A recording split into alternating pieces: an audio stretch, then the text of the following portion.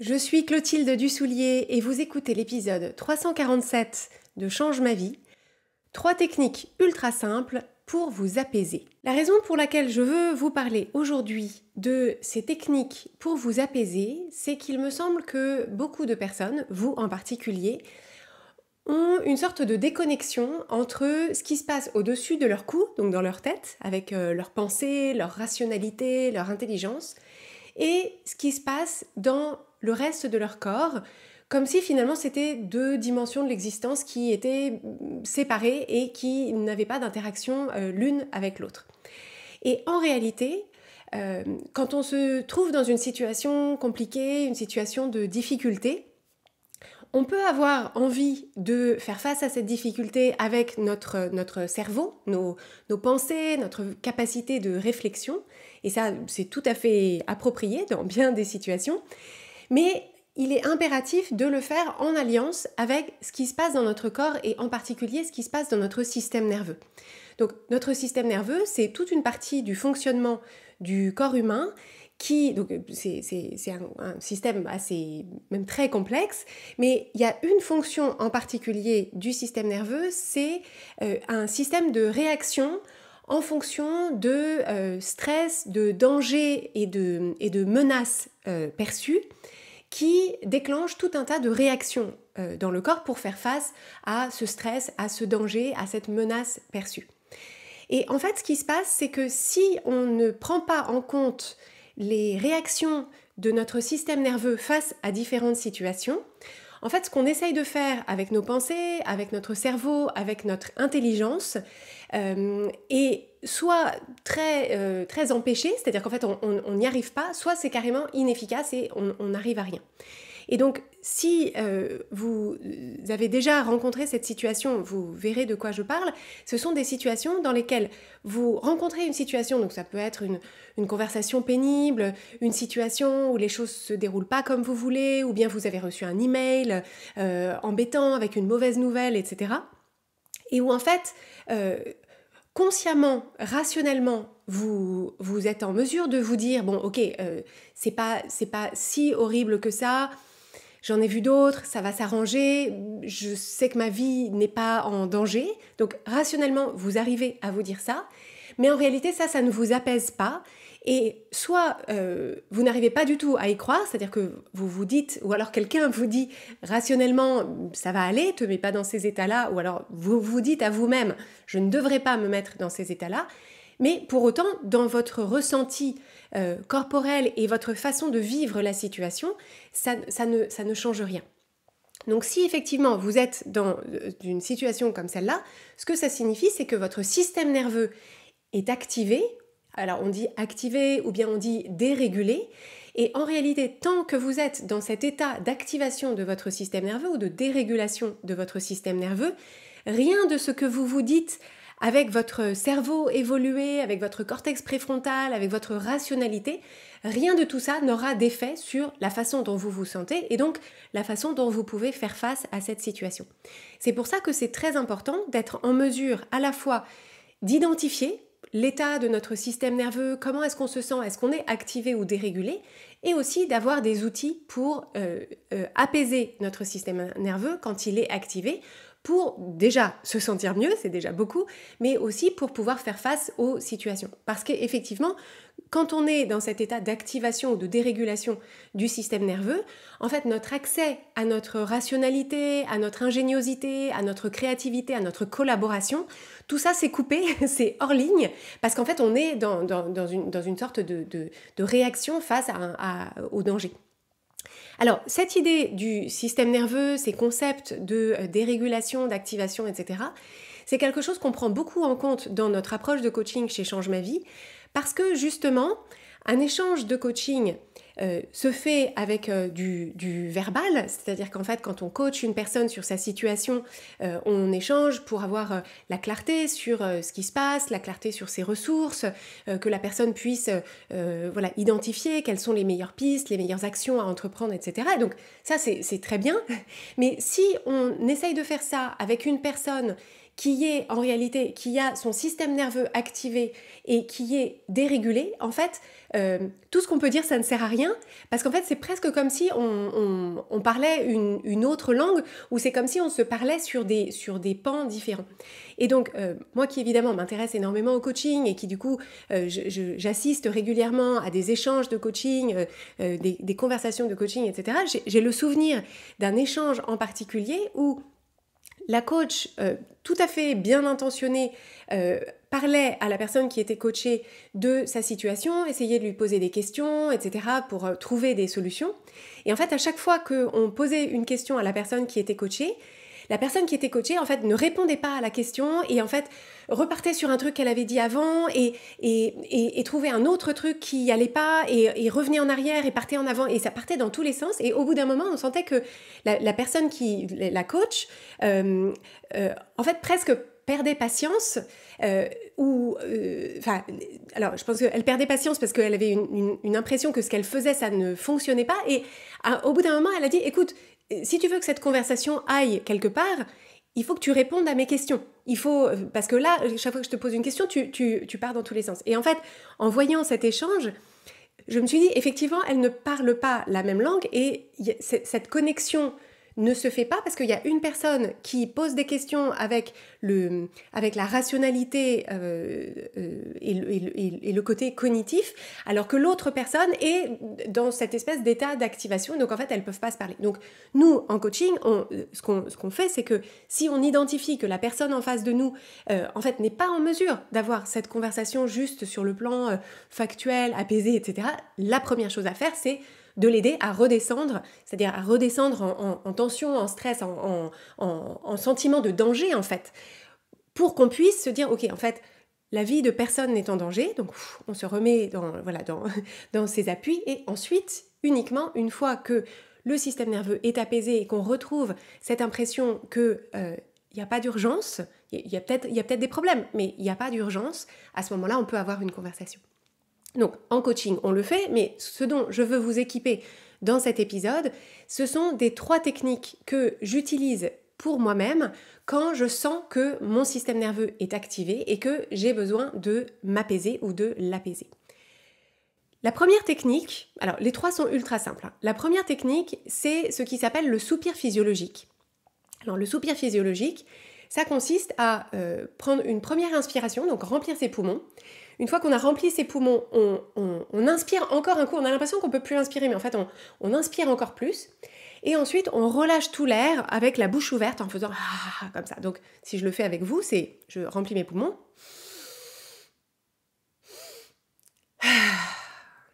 Donc, vous voyez, c'est un petit peu en 2 marches. Il y a une grande marche d'inspiration, une petite marche supplémentaire, et ensuite, on relâche tout.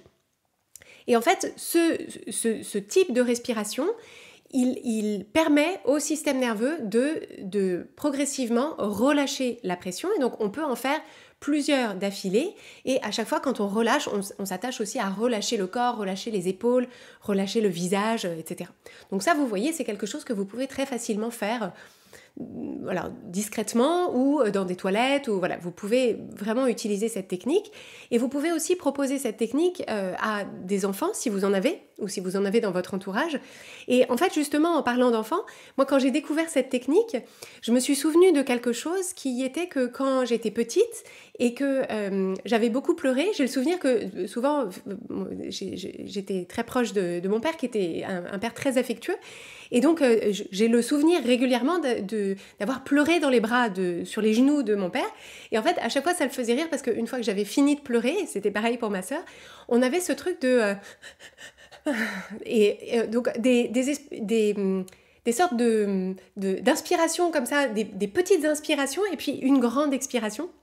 Et donc, quand j'ai découvert le soupir physiologique, je me suis dit, en fait, il s'agit de recréer ce que faisait mon corps d'enfant après avoir beaucoup pleuré, qui était une sorte de relâchement émotionnel. Je le constate aussi chez mes enfants, en particulier chez mon plus jeune qui a maintenant 9 ans.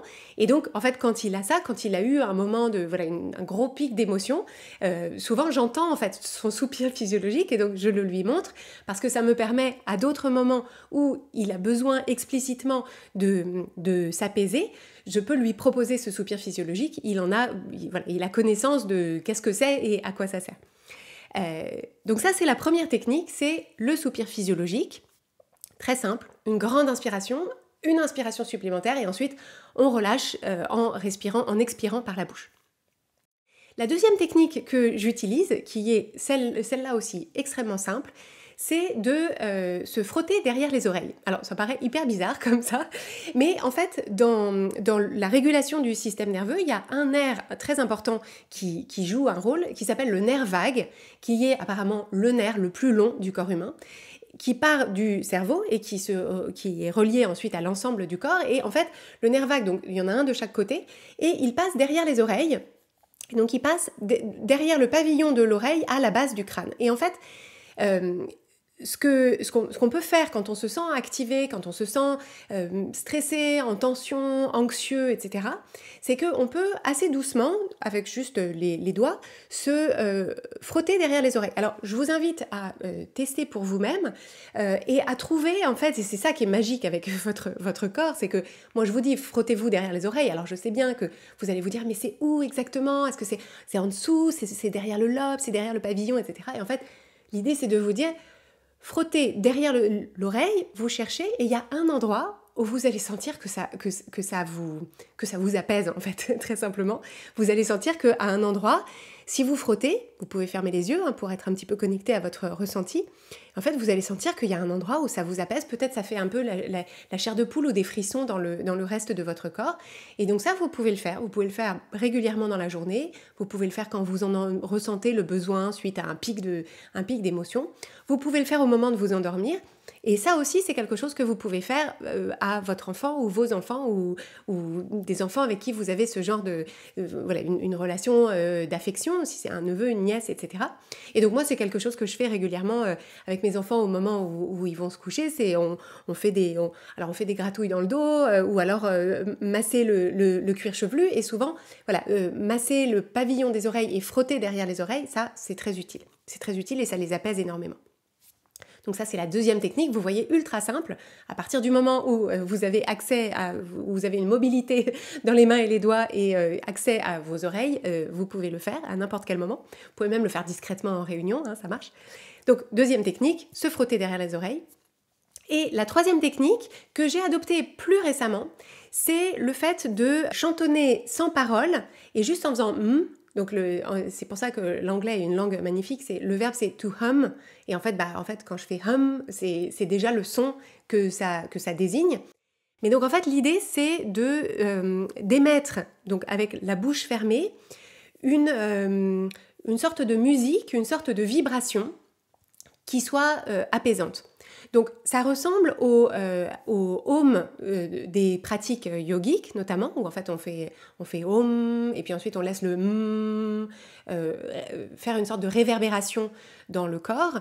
On peut choisir une note selon laquelle on va émettre ce son, ce de vibration et de réverbération dans le corps. Et ou alors on peut faire en deux temps, donc un son avec deux notes complémentaires. Donc l'idée c'est vraiment de trouver un son qui vous apaise. Et en fait ce son à la fois le son, la vibration et la réverbération à l'intérieur du corps a un effet extrêmement apaisant. Donc si vous êtes évidemment en réunion, ça passe moyennement, mais par contre, si vous êtes chez vous, si vous êtes dans votre lit, si vous êtes à un endroit, même dans la rue, vous pouvez discrètement émettre ce son, ce hum de vibration. Et là aussi, pour moi, il y a quelque chose de très intéressant en lien avec les enfants. Si vous avez donc soit le souvenir de quand vous étiez petit, soit des expériences avec des enfants, les vôtres ou ceux ou des enfants de votre entourage, c'est en fait, moi j'ai remarqué que quand mes enfants n'allaient pas bien, quand émotionnellement ou qui s'étaient fait mal, etc., En fait, j'avais ce réflexe de, alors à la fois les bercer, puisque on le sait, le mouvement, et donc ça aussi c'est quelque chose, vous pouvez avoir ce son d'apaisement, mais aussi un mouvement de bercement ou de balancier qui est très apaisant aussi. Et en fait, j'ai remarqué que c'est comme si, face à un de mes enfants qui a besoin de réconfort et d'apaisement, en fait, mon corps euh, fait naturellement, mais vraiment, j'aime pas cette idée d'instinct maternel, mais en l'occurrence, c'est un instinct de mon corps avec le corps d'un petit de mon espèce. J'ai ce réflexe de faire un bruit d'apaisement, donc un murmure d'apaisement avec des notes monocordes, alors soit une seule note, soit deux notes, et d'avoir un mouvement de bercement, de balancier. Et donc l'idée, c'est de se dire, ça fonctionne très bien avec les enfants, ça fonctionne très bien avec les bébés, mais aussi, vous voyez, mes enfants, ils ont aujourd'hui 9 et 12 ans, et alors le grand est pas trop preneur de ce genre de choses, mais le petit, ça lui fait beaucoup de bien. Et donc vous pouvez, vous aussi, dans des moments où vous avez besoin de vous apaiser, émettre ce murmure, ces notes murmurées apaisantes, et aussi, donc soit faire un mouvement de balancier, donc voilà. Et pareil, vous trouvez le rythme qui vous apaise.